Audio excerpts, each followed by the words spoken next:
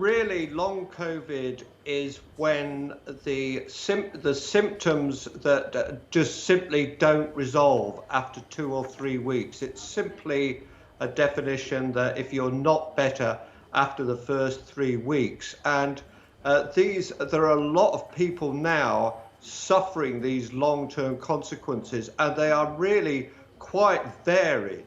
Fatigue is very common. A rapid heart rate is also common.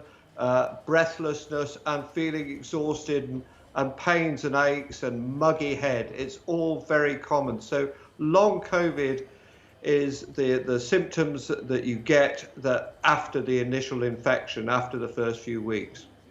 Okay.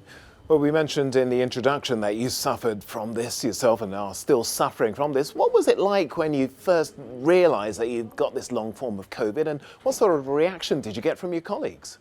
Well, I was one of the people that sorted out that this disease did go on for longer than a few weeks. So I was extremely surprised. And some of the doctors, my neighbour is a general practitioner, and he was very surprised that it was going on for so long. At 4 weeks and then at 5 weeks, and it just kept rolling forward. So it was a frightening journey, but there was many of us in the same category, and we met and discussed things on social media, and it's now become more recognized because it really is very disabling, distressing, the effects on the heart rate, the fogginess, I had difficulty speaking at one stage, and the extreme fatigue are very noticeable. Yeah. Do we have a sense or an idea of how prevalent long COVID is? It's quite difficult to estimate because we were all at home. You know, we had an illness that we were managing ourselves at home. So I do not exist on any statistics anywhere. When I wanted a test, there was no test available in the UK, so I'm not officially a case. Tim Spector and some of the apps are suggesting it might be 10 or 15% of all people. I think it's going to be more common than you think, and certainly quite a lot of people have it for a few weeks. I know a lot of people that have it now at 6 and 7 months. So it keeps rolling forward, and there's quite a lot of people that were previously really quite healthy. So I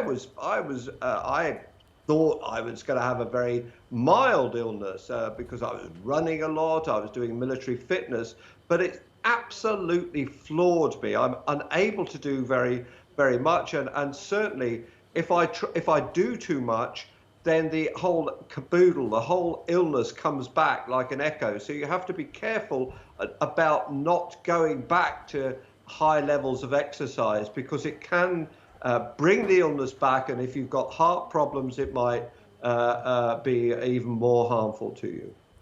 Does that mean that you're still contagious? How do you measure improvement? No, I don't think. I think the virus is long gone. It's there may be little bits of virus left in the tissues, but I suspect this is a long-lasting post-viral type syndrome.